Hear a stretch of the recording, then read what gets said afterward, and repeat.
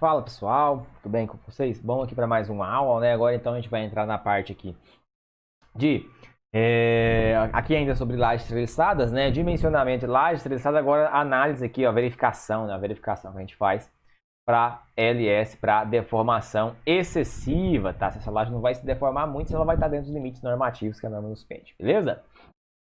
Então vamos lá, coloquei uns textos aqui meio grandes, mas é para a gente poder fazer uma contextualização, tá? Então, ó, flechas em vigas, né?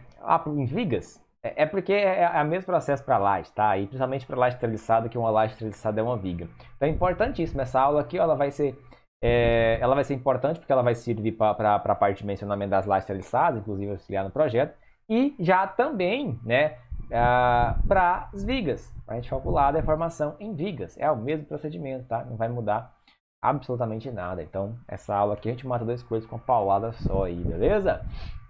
Então, de acordo com o item 3.2.4 da NBR 2014, o estado limite de deformação excessiva é o estado no qual as deformações atingem limites estabelecidos para a utilização normal, dados no item 13.3 e calculados conforme o item 17.3.2, que serão apresentados mais adiante. Tá? Então, são limites que a norma estabelece para a gente. Segundo Carvalho, Bertucci aqui, ó, no processo de verificação dos estados limites de deformação excessiva, além das combinações de ações a serem empregadas, né? A gente vai trabalhar aqui agora, ó. Agora aqui que começa, tá? A gente, para dimensionar o estado limite último, a gente dimensionou o quê? Considerando a carga inteira cheia, né? Peso próprio, lá, tudo mais, carga permanente mais variável, né? Aqui não, aqui a gente vai ponderar. Igual a gente viu lá na primeira semana de aula, lembram? Sobre combinações, que para verificar seu serviço a gente faz combinações, porque a gente trabalha com a análise estatístico-probabilística de que minhas cargas, né, na verdade, elas não vão atuar todas ali ao mesmo tempo, tá? Então, para essa verificação aqui, que é um comportamento da minha estrutura, a gente faz usa aquelas combinações, tá? Deve-se analisar também as características geométricas das seções, os efeitos da fissuração, influência do concreto e as flechas limites, tá? Aí a gente vai ver cada coisa dessa aqui. Essas flechas limites estão diretamente ligadas à destinação da estrutura ou tipo de elemento estrutural, tá? A destinação da estrutura ou tipo de elemento estrutural. Agora eu mostro uma tabela da norma aqui para vocês. Nesse sentido, os modelos utilizados para a verificação dos deslocamentos devem considerar a rigidez efetiva das seções da peça, levando em consideração a presença de armadura, a existência de fissuras no concreto ao longo dessa armadura e as deformações diferidas no tempo. O que é isso diferido no tempo? Calma, que a gente vai ver aqui com calma, tá? Eu vou abrir aqui agora, eu vou pausar aqui o vídeo e vou abrir para vocês aqui a tabela da norma onde ela mostra esses limites, ok? Então essa aqui é a tabela da norma, tabela 13.3, tá? Ela traz uma série de informações muito importantes para a gente aqui. Ó, tipo de efeito, a aceitabilidade sensorial, isso aqui a gente vai estar analisando num primeiro momento, tá? A gente tem a razão da limitação visual e outro. Exemplo, deslocamentos visíveis em elementos estruturais, tá? Total. O que é o máximo que eu posso ter? É o vão dividido por 250. Então, se eu tenho, por exemplo, um vão de 5 metros, são 500 centímetros. Dividido por 250, daria 2 centímetros de flecha máxima que eu posso ter. E para as cargas acidentais aqui, ó, para as cargas acidentais, L sobre 350, a flecha acidental, tá? Que seria para vibração, sentidas no piso e tudo mais. Então, eu vou pegar a flecha devido à carga acidental e vou verificar se está atendendo ou não. Se não estiver atendendo, eu tenho que tomar providências para isso, tá? A gente tem mais aqui, ó, mais outras coisas importantes, né? Aqui, ó, se a gente pegar aqui, por exemplo, ó, olha só, essa daqui é muito importante, quer ver? Cadê? Deixa eu ver aqui. Qual que é? Que é a flecha em vigas quando nós temos alvenaria em cima, tá? Alvenaria. Ah, essa aqui, ó. Efeitos em elementos não estruturais. Como assim elementos estruturais? A minha laje é um elemento estrutural. A minha viga é um elemento estrutural. Mas se em cima da minha viga eu tenho uma parede, se a minha viga se deforma, a minha parede tende a fissurar. Por quê? Porque ela está apoiada em cima dessa viga e ela vai surgir ali esforços, tensões ali, deformações, que vai provocar a fissura nessa parede. Então, se eu tenho uma viga que tem uma parede em cima, para não ter fissuras nessa parede, a norma nos fala, ela é bem mais criteriosa quanto a isso. Ela fala o seguinte, ó, por exemplo, se eu tenho aqui, ó, alvenarias, caixilhos e revestimentos após a construção da parede, a flecha na minha viga, ela tem que ser, no máximo, L sobre 500, o vão sobre 500, não ultrapassando ainda 10 milímetros, ou seja, 1 centímetro. Não importa o vão. Se tem parede em cima, a gente tem que tomar mais cuidado. É claro que, mas eu vou considerar, mas será? É critério de cada projetista, né? Às vezes dá para deixar passar, mas se eu tenho, por exemplo, embaixo daquela viga ali, né, uma parede de vidro, né, todo um vidro laminado ali, se deforma muito, vai provocar muita tensão nesse vidro e esse vidro vai estourar, né, algo nesse sentido. Então, é a análise da gente, tá? Vou seguir isso aqui? É bom que siga, mas eu tenho que analisar cada situação também, ver onde dá para passar, onde passa, onde não passa, ok? Mas enfim, ela traz esses valores aqui, tem mais valores, depois vocês dão uma lida com calma aí, ok? Então vamos dar sequência aqui, né? Voltar aqui para o nosso material. Ok. Aqui eu coloquei a tabelinha, né? Só as que a gente vai mais se ater aqui a usar nesse caso agora, nesse primeiro momento, tá? É claro que se o projeto de vocês no trabalho tiver uma parede em cima e tal, tem que fazer verificação conforme a norma, tá? Então aqui, ó, devido às cargas aqui, tá? Cargas dentais, beleza. As equações coeficientes acima estão dispostas para vigas com seção transversal T, entretanto também são válidas para situações em que as vigas têm seção transversal retangular e não há armadura negativa. Nesse contexto, basta fazer aqui, fui colocado alguma coisa aqui, acabei não colocando, tá? Mas beleza. Basicamente, o que acontece? Por que a gente vai verificar o comportamento de serviço? Lembra lá dos estádios? Que eu tinha um momento em que a minha viga começava a fissurar, né? Eu tinha estádio 1 sem fissura, ou seja, o concreto tracionado conseguia resistir aos esforços. Aí, a partir do momento que o meu momento ele ultrapassa um certo limite, a minha estrutura ela passa a se deformar, ela passa a fissurar mais. O que acontece? Numa seção fissurada, a gente perde seção. A inércia daquela seção muda, a linha neutra muda de posição. Acontece esse tipo de coisa, tá? Então, olha só, acontece uma variação da altura da linha neutra. O concreto íntegro, a gente tem partes aqui com concreto íntegro entre fissuras, mas eu tenho fissuras aqui. Então, basicamente, né, se eu tenho, vamos pensar numa seção retangular aqui, tá? Só para facilitar. Uma seção retangular, aqui eu tenho base, aqui eu tenho altura, correto? A inércia dessa seção é o quê? É base vezes a altura ao cubo, pH ao cubo sobre 12, correto? Beleza. Mas aqui, ó, eu tenho minha peça íntegra, eu tenho concreto íntegro. Se em um dado momento começa a surgir fissuras aqui, ó, se começa a fissurar, o que está acontecendo aqui? Começa a fissurar, se fissurou muito aqui embaixo, a minha seção ela passa a ter uma seção menor. A gente tem essa seção aqui com alguns pedacinhos aqui não fissurados, então a minha inércia diminui. Outra coisa que acontece também é a posição da linha neutra que varia, tá? Então, ó, na seção fissurada tem-se a redução da rigidez da peça, uma vez que parte fissurada não contribui com a resistência. A posição da linha neutra e a inércia variam. Análises mais criteriosas se fazem necessárias. Então, a gente vai ter que analisar agora, então, essa minha peça. Primeiro, tá? Vou fazer um resumo aqui do que a gente vai ver. Primeiro, eu tenho que verificar se vai fissurar, se vai entrar no estágio 2 ou não. Porque se não entrar no estágio 2, né, não fissurou, não vai mudar nada. Para mim, a inércia vai ser normal e tudo mais. Se fissurar, a gente tem que verificar, então, qual que é a nova inércia dessa nossa peça. O que ela tem para me contribuir, o que ela vai contribuir, né? Porque diminuiu, não posso considerar mais ela inteira. E esses parâmetros, né, que é a inércia da peça, a rigidez dela, vai ser fundamental no cálculo da flecha, tá? Então, se isso reduzir, eu tenho que tentar levar isso o mais próximo possível do que vai estar acontecendo na realidade, tá? Para a gente ter um valor mais assertivo, ok? E aí, a primeira coisa que eu calculo, então, é o momento de fissuração, tá? O que é esse momento de fissuração? É o momento a partir do qual, dele em diante, a minha peça fissura, tá? Por exemplo, né, a minha peça está resistindo até o momento de 5, 10, 15, chegou em 20, ela fissurou. Eu sei que se os momentos atuantes passarem desse momento, ela vai fissurar, tá? E se ela vai fissurar, carece de análise mais criteriosa, ok? E aí, a gente tem essas expressões aqui, ó. Para o cálculo da flecha é necessário conhecer o estágio de cálculo da seção crítica considerada.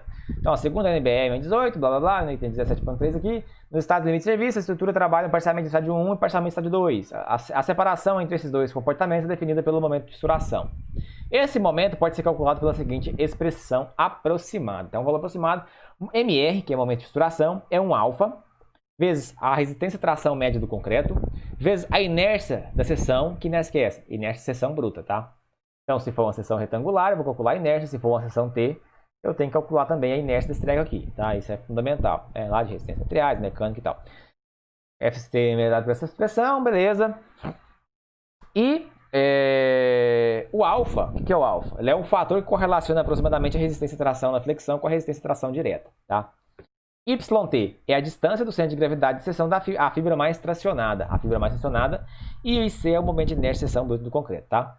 Então, ó, YT, se a gente pensar aqui, ó, viga T, né? Vamos pensar viga T. Supondo que a linha neutra, eu calculo o centroide, né, da seção, como sendo centroide normal, igual em materiais, tá? E aí o YT, se for o momento vetor positivo aqui, né, o YT é isso daqui, tá? A distância aqui até a fibra mais estacionada. O alfa, galera, ó, o alfa, ele varia de acordo com a seção, que o tipo de seção, tá? Ele vale, então, 1,2 para a seção T, ou duplo T, e 1,5 para seções retangulares, tá? Para esse caso aqui. Preste atenção nesses alfas, porque surge alfa em tudo quanto é expressão, em cada expressão um alfa é um alfa diferente, ele se dá de uma forma diferente, tá? Então tem que tomar cuidado com isso daí, tá? Mas nessa expressão aqui, alfa é isso, ou é 1,2 ou 1,5, tá? E aí, beleza, calculei o meu momento de fissuração, vou comparar. Então, ó, na avaliação de flechas em vigas, concreto armado, podem ocorrer duas situações. Na primeira, temos o momento atuante, MA, tá? O momento atuante, que eu calculei lá para a combinação desejada. É importante destacar que aqui agora a gente vai trabalhar com combinações permanente, quase permanente, tá? E rara, tá? Então, a gente vai ponderar aqueles zero, tudo aquilo que a gente viu anteriormente, tá? Ou seja, se o momento atuante for menor que o momento de fissuração, temos o momento fletor na seção crítica com um valor inferior ao momento de fissuração. Atua em momentos muito baixos, a peça não fissura. Nesse caso, a viga não haverá fissura. Tá? Nesse caso, a viga não haverá fissurado, estádio 1. E a inércia da seção será a própria inércia da seção bruta. Por quê? Se não fissurou, eu não perdi seção. Se não perdi seção, a inércia é a geralzona do que está lá na minha peça, tá? Na segunda situação, a gente pode ter que o momento atuante ele é maior que o momento de fissuração. Se o meu momento de fissuração é 10 e tem um momento de 15 atuando, certeza que vai fissurar. E aí, já nesse caso, a peça de concreto armado se encontrará no estádio 2, que a gente viu anteriormente nas primeiras aulas. Nessa situação, ao longo da seção da viga, essa peça trabalhará nesses dois estádios e com isso a viga ficará fissurada. Essa fissuração afetará diretamente a inércia da viga, tá? Desse modo, para não introduzir a variação de inércia na peça de concreto armado, é necessário utilizar uma inércia equivalente, tá? Que contemple tal situação de maneira aproximada, tá? Então, que inércia que eu vou considerar? Pensa aqui, ó. Pensa aqui, ó. A gente tem a viga, né? Vou pegar uma viga aqui. Momento vetor nesse naipe aqui, ó. Ok? Aí pensa. Aqui tem muita fissura. Aqui já tem pouquinho, ó. Tá? Aqui nem tem. Então, aqui está estágio 2 puro, aqui está um intermédio e tal. E aí? Que inércia que eu vou considerar para essa bagacinha aqui, tá? Aí é que tá. A gente vai considerar a inércia desse camarada aqui, ó. O cara estudou inércia média de Brunson. É uma inércia que a gente pode aplicar a toda a seção, tá? É uma inércia, é um cálculo médio, um valor médio, que nas circunstâncias que a gente tem, ele é bem válido, ele fornece bons resultados, tá?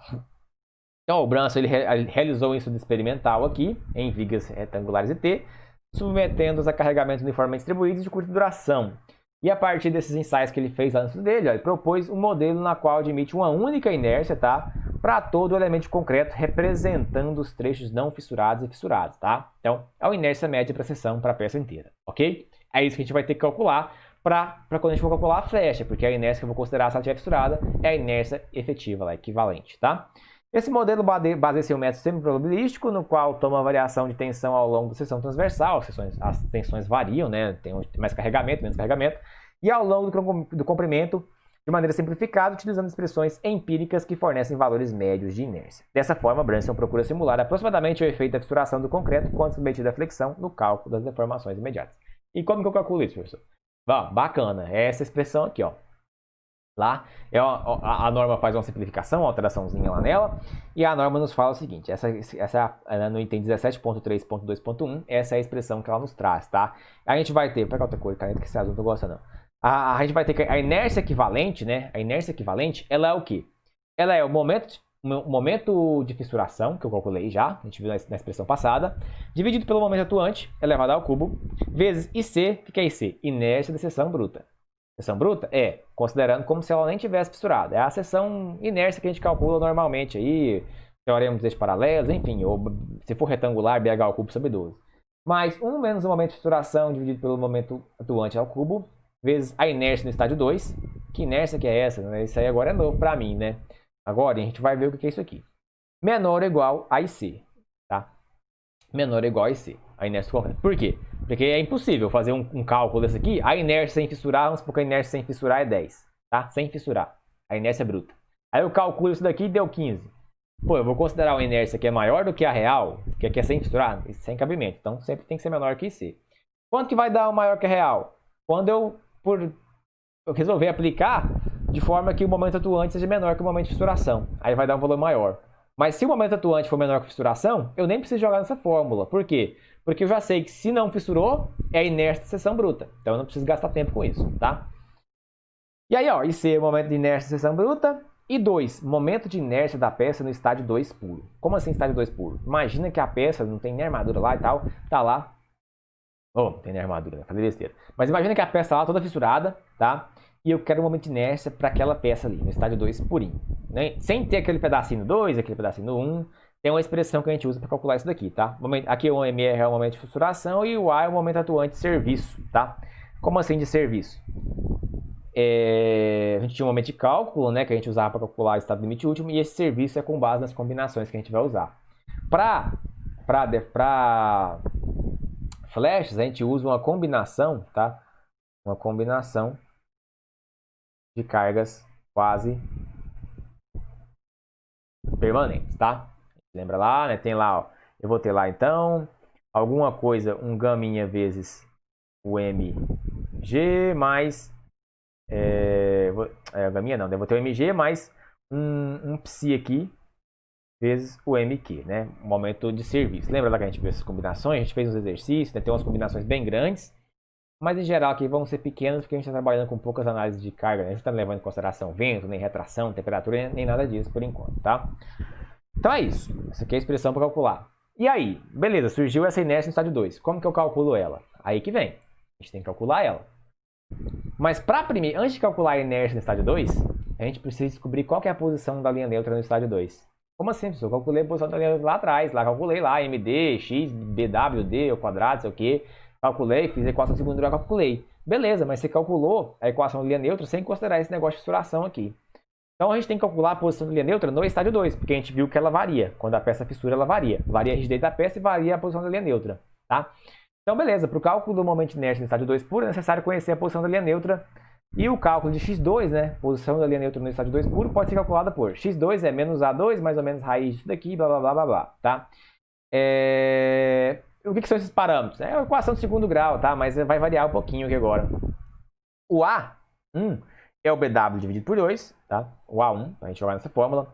O A2 é, no caso, seção T aqui, né?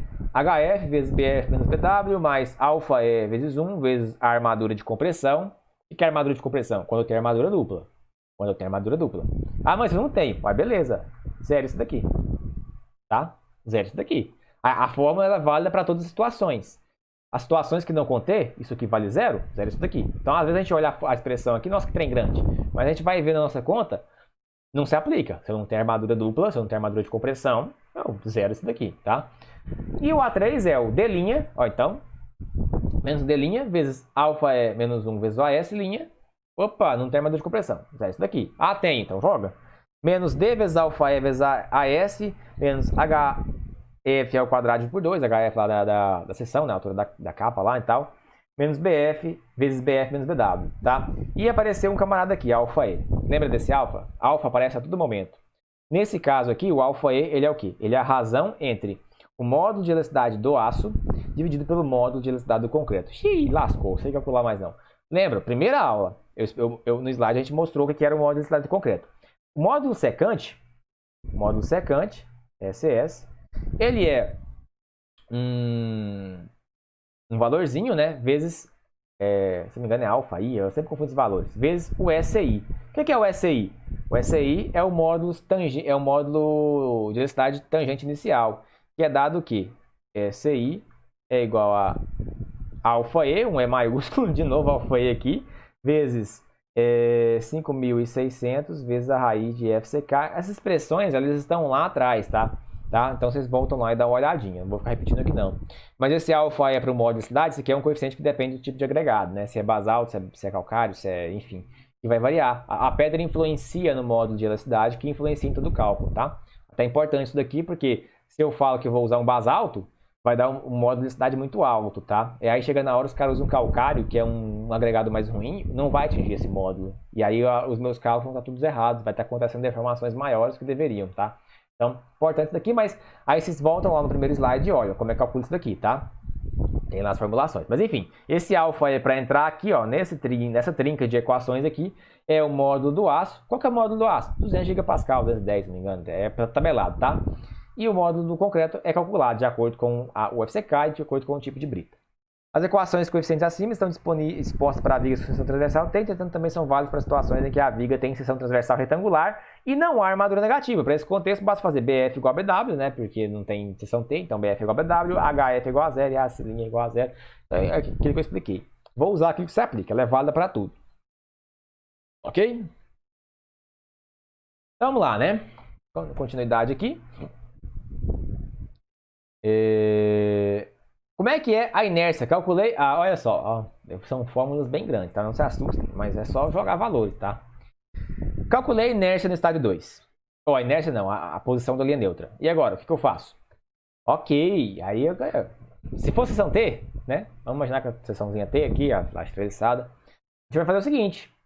Se x sobre 2, ou x2, ó, se a posição da linha neutra no estádio 2 for menor que HF, né? Aqui, ó. Laje treliçada, aqui está o HF. Se for menor, a expressão para calcular a posição da linha neutra no estádio 2 é essa aqui, ó. E x2 é BF vezes x2 ao cubo, que eu calculei, por 3, mais alfa E vezes AS. Aqui, ó, importantíssimo que nesses casos aqui, AS é o AS real, tá? É o AS real, ou seja, o efetivo. Não é aquele que eu calculei. Calculei 0,95 centímetros. Mas eu coloquei x barras lá que deu 1,2 centímetros. Vou usar 1,2 aqui, porque é o que está de fato na peça, tá? Beleza. x2 menos d, blá blá blá blá. Vezes a S', então se não tiver a S', você vai cortar isso daqui, não vai existir, tá? E se for uma seção retangular, o BF aqui vai virar BW. Então, beleza. Seção retangular ou seção T, cuja posição da linha neutra no estádio 2 seja menor que HF. Show, não tem problema nenhum, tá? Calcula por aqui. Ah, calculei, professor, e a linha neutra desceu lá e deu maior que HF. Vai, então como é que eu vou calcular a inércia do estádio 2? Ah, é através dessa expressão aqui, ó.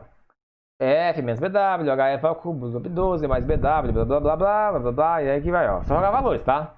Ó, a S' aqui de compressão, não tem. Beleza, então todo esse trecho aqui vai virar zero, tá? E aí eu venho até aqui.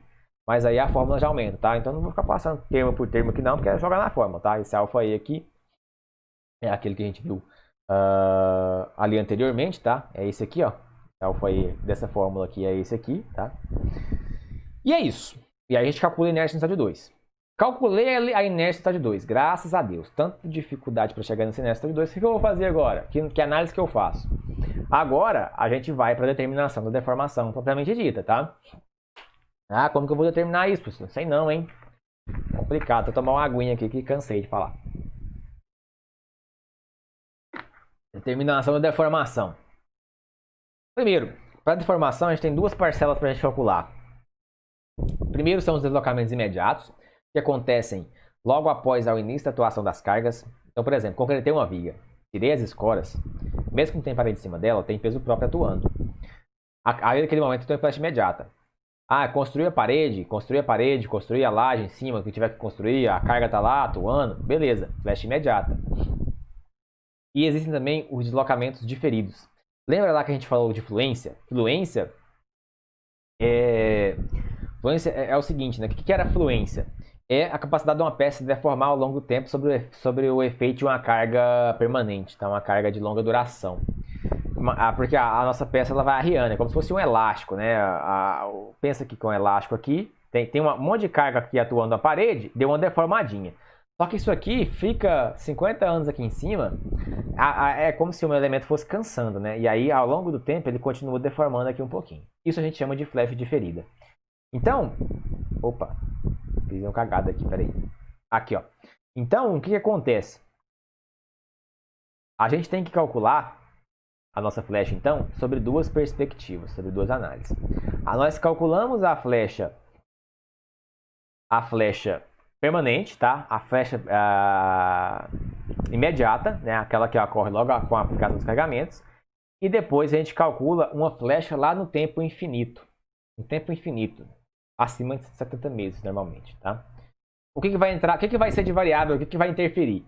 Vai interferir quando que a minha carga começa a atuar na minha estrutura, por exemplo, as cargas permanentes. Se eu vou retirar as escoras da minha laje com 14 dias, com 28 dias, tudo isso vai influenciar, a gente vai ver agora. Mas basicamente, a minha flecha diferida, que é a minha flecha final total, tá? Ao longo do tempo, vai ser a flecha final lá diferida, mais a flecha diferida, né, que é a flecha total, vai ser a flecha final, tá? Aqui é o contrário, né? A expressão aqui tá errada. A flecha final é a flecha diferida e isso daqui vem pra cá, né? Mais, tá? A flecha final, nossa, essa imagem me bugou eu aqui. A flecha final é a flecha diferida, levando em consideração os efeitos da fluência, retirada dos escoramentos e tudo mais, o momento de atuação das cargas, mais a flecha imediata. O que é a flecha imediata? É a flecha que ocorre instantaneamente assim que eu retiro, assim que eu aplico as cargas. Como que eu calculo isso, professor? Beleza, que é o seguinte, ó.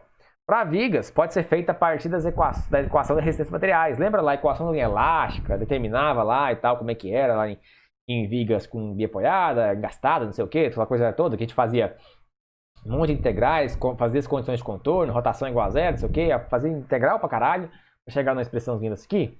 Aquelas expressões são úteis, tá? Aquilo lá não é à toa, não. Então, ó, que são várias expressões constantes ao longo da peça, considerando a inércia média, tá? Inércia média de bronze lá, inércia equivalente. Então, basicamente, a nossa flecha A, que eu chamei de A aqui, podia chamar de F, né? Mais fácil. Ela é um ΑC aqui, vezes PL a quarta dividido pelo SES, vezes a inércia equivalente. Módulo secante vezes a inércia equivalente. Onde o A é a flecha imediata, o P é a carga, definida por certa combinação, por exemplo, a quase permanente. O L é o comprimento do vão, tá? Aquele vão efetivo. E o alfa ele é um coeficiente que depende das condições de apoio do carregamento. Para uma viga simplesmente apoiada, que são essas lajes aqui, como que fica? O alfa é 5 sobre 384. Então, na verdade, a flecha aqui, agora eu vou colocar um F, ela vai ser 5 PL a quarta, a carga distribuída, dividida por 384 EI, tá? Módulo secante, inércia equivalente. Isso é o cálculo usando cargas, tá? Eu posso fazer esse cálculo também usando, ao invés de usar a carga, ou da carga, já usar direto o valor do momento fletor atuante, para as combinações que eu quiser analisar. E aí, isso tem autores e autores que trazem formas diferentes, tá? Então, talvez vocês possam encontrar coisas diferentes dessa aqui ainda aí, por aí, nas bibliografias e tal. Mas aqui, ó, outra forma seria um ΑC, né? Que depende dessa condição de contorno aí, da vinculação. O momento vezes L ao quadrado dividido pela rigidez, né? Que é a rigidez da estrutura, que é o módulo vezes a inércia. Inércia é qual? Inércia equivalente, inércia média de Brunson. Então, pode usar ainda recomendações de outras bibliografias, adotando diretamente o momento para combinação em análise, ok? A gente vai usar essa aqui, ó, acho que inicialmente, tá? Pode usar essa aqui? Pode também, não tem problema nenhum, tá?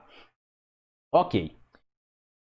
E aí, beleza. Isso aqui é a flecha imediata, tá? Flecha imediata. Como que eu calculo a minha flecha diferida no tempo? Lá longe, depois de X anos, como é que é esse negócio aí para levar em consideração os efeitos da fluência? Então, olha só. Após a obtenção do deslocamento imediato da viga de concreto armado, deve ser determinado deslocamentos diferidos no tempo que leva em consideração os efeitos da fluência, etc e tal. Ó, então, para obtenção dos deslocamentos, a NBR 2003, eita pera, tá vendo? Isso aqui dá, né? Tá vendo? De vez em quando a gente copia uns negocinhos que não tá muito bom, né?